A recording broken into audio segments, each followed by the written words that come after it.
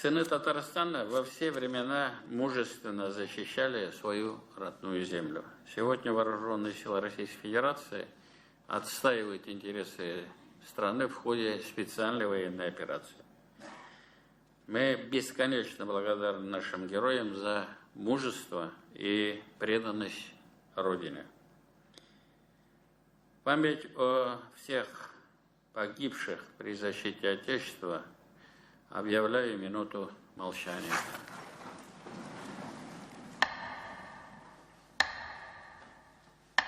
С минуты молчания сегодня началось заседание Республиканского оргкомитета по подготовке к проведению Дня Победы.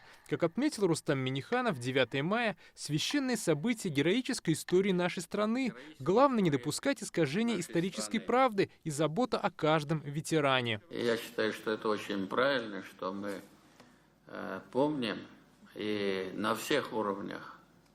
И самое главное, на наших территориях, муниципалитетах, идет работа не только с ветеранами, но и с участниками СВО. Вот в отпуск приезжать. Конечно же, мы о этих людях должны говорить, рассказывать. Мы должны на примере Великой Отечественной войны, то, что 27 миллионов страна потеряла, чтобы завоевать свою свободу. Сегодня история повторяется. В середине апреля в Татарстане проживали 11 157 ветеранов. На сегодня их стало меньше на 112 человек.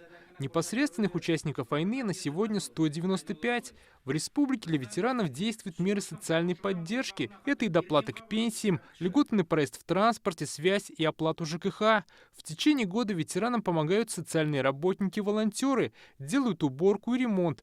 10 080 человек прошли плановое медобследование, 998 ветеранов – углубленную диспансеризацию. По итогам диспансеризации на лечение в 2 госпиталя Республики Татарстан, Казани, Набережные Челны направлено 212 ветеранов. Организована медицинская помощь на дому и в амбулаторно-поликлинических условиях. Для 1320 одиноких проживающих ветеранов организовано бесплатное надомное социальное обслуживание.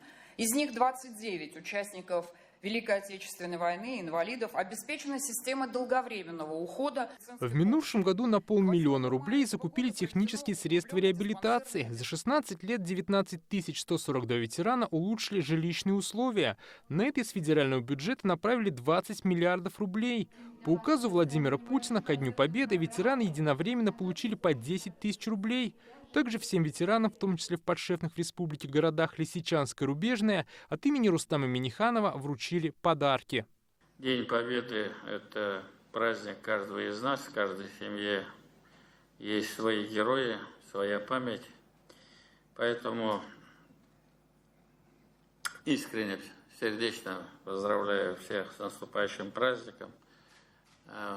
Хочу поблагодарить всех вас, всех коллег, ваших коллег на местах, особенно в районах, городах республики, за ту память, за ту работу, которую вы проводите. С праздником Байрамля. В годы Великой Отечественной войны республика потеряла 375 000 человек.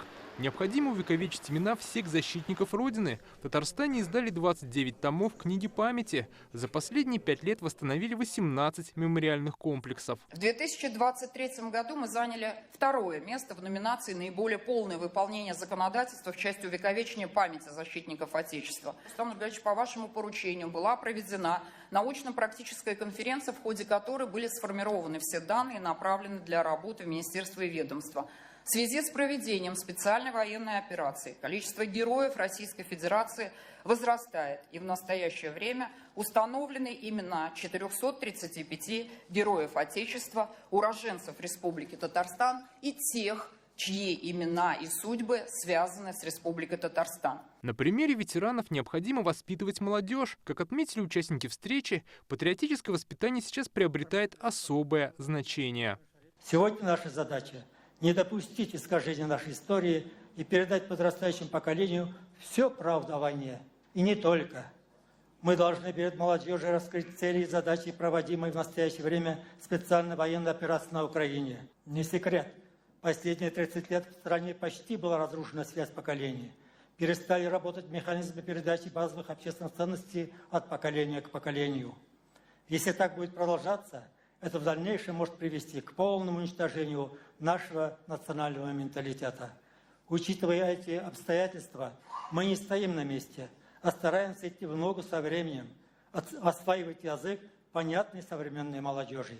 Мы, по сути, последнее поколение, которое может пообщаться с ветеранами вживую, прикоснуться к их мудрости, услышать из первых уст историю самой страшной войны.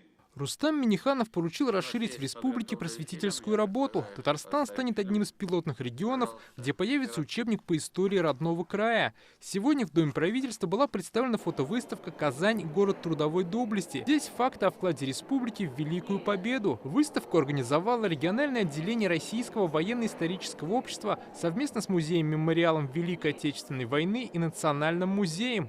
В следующем году страна будет отмечать 80-летие Победы. В республике идет активная подготовка. Сегодня озвучили в планах обновить Казанский парк Победы. Дмитрий Айринин, Данил Филатов, ТНВ, Казань.